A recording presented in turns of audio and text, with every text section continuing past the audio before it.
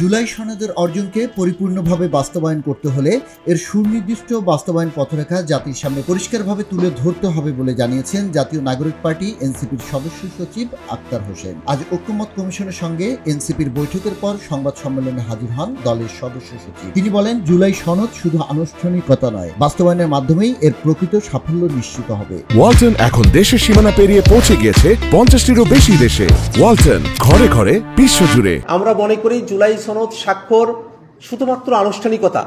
যদি বাস্তবায়ন ব্যতিরেকে জুলাই সনদ স্বাক্ষরিত হয়, তাহলে আমরা যতটুকু অর্জন করতে চেয়েছিলাম সে অর্জন ধরাছোঁয়ার বাইরে থেকে যাবে। সে কারণে জুলাই সনদ স্বাক্ষরকেই আমরা মূল বিষয়বস্তু মনে করি না, আমরা এটাকে আনুষ্ঠানিকতা হিসেবে দেখি। তিনি জানান, গত 17 অক্টোবরের সনদ স্বাক্ষর অনুষ্ঠানে অংশ নেয়নি এনসিপি। এর কারণ হিসেবে বাস্তবায়নের রূপরেখা ও আদেশ পরিষ্কার না থাকলে সনদের অর্জন অর্থহীন হয়ে যাবে বলে মনে করে দলটি। জুলাই সনদ বাস্তবায়নের যে আদেশ, সে আদেশের ড্রাফট, সে আদেশের বিষয়বস্তু, সে আদেশের পরিধি, প্রত্যেকটা জিনিস জাতির কাছে উপস্থাপন করতে হবে। এই জুলাই সনদ সেটা জনগণের সার্বভৌম অভিপ্রায়ের অভিব্যক্তি হিসেবে ডক্টর মোহাম্মদ ইউনূস সরকার প্রধান হিসেবে এটাকে জারি করবেন এবং সামনের সংসদে কনস্টিটিউয়েন্ট পাওয়ার অ্যাপ্লাই করার মধ্য দিয়ে এটাকে একটা সংস্কারকৃত 2026-এর সংবিধান হিসেবে ঘোষণা করতে হবে। কমিশন বর্তমানে জুলাই সনদ বাস্তবায়নের একটি আদেশের খসড়া তৈরি করছে বলে জানানো হয়েছে। তবে এখন পর্যন্ত সেই খসড়া এনসিপির কাছে উপস্থাপন করা হয়নি, যা দলটির মধ্যে কিছুটা অনিশ্চয়তা তৈরি করেছে।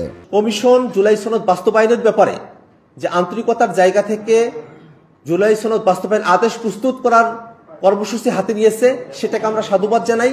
কিন্তু সেটাও যেন কোনোভাবে জুলাই ঘোষণাপত্রের মতো করে কোনো দলের চাপে পড়ে একটা কাগজে দলিল হিসেবে জাতির কাছে বাস্তবায়ন পরিপন্থীভাবে উপস্থাপিত না হয়, সে ব্যাপারে আমরা ঐক্যমত্য কমিশনকে সর্বাধিক খেয়াল রাখার জন্য আমরা আহ্বান জানিয়েছি। এনসিপি জুলাই সনদের স্বাক্ষর কখন কিভাবে করবে এমন প্রসঙ্গের ইঙ্গিত দিয়ে আক্তার হোসেন বলেন, এবং আমরা এটা প্রত্যাশা করি কমিশন যে ড্রাফট প্রস্তুত করছে সেটা আমাদের সঙ্গে তারা শেয়ার করবেন এবং আমরা পরিপূর্ণভাবে নিশ্চিত হয়ে তারপরে জুলাই সনদে স্বাক্ষরের দিকে আমরা অগ্রসর হতে পারি।